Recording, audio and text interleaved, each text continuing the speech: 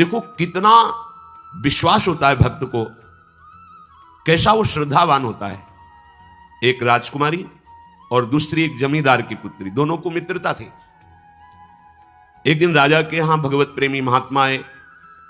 वो संत सेवी राजा थे। महात्मा जन आते रहते थे और महात्माओं का कार्य ही होता है निरंतर अपने प्रभु की सेवा और सुमिरन में मगन रहना। सेवा सुमिरन ये बहुत बड़ी सामर्थ्य है।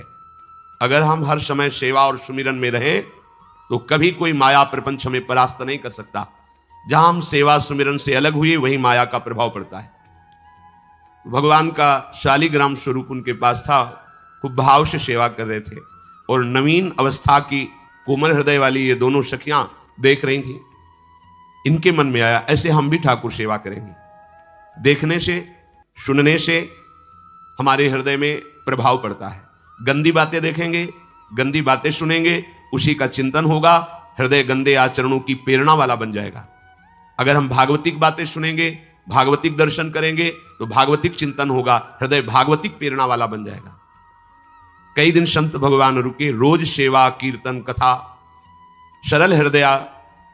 उन दोनों सखियों में बात आई कि चल करके संत भगवान से कहते हमको भी ठाकुर जी दीजिए।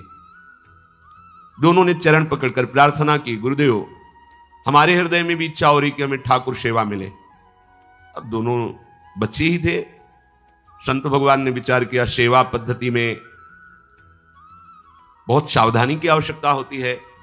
अभी ये बच्चे हैं, कहीं सेवा अपराध न बन जाए। सेवा अपराध भी होता है। उपासना में चलने वाले उपासक को सेवा अपराध और उप सेवा अपराध 32 ये 64, इन पर सावधान रहना चाहिए। ये गलती नहीं होनी चाहिए।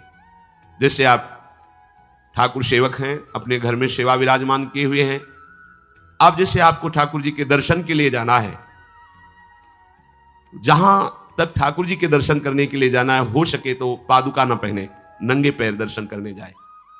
यदि आप में ऐसी सामर्थ्य नहीं है किसी कारण से, तो सीढ़ियों में पादुका नहीं पहनना चाहिए। जहां से मंदिर की सीढ़ियां हैं, पादुका उतार कर माथा रखकर सीढ़ी में फिर चढ़ना चाहिए। खड़ाओं या पादुका पहन करके श्री विग्रह के दर्शन करने के लिए जाने में फिर अपराध लगता है।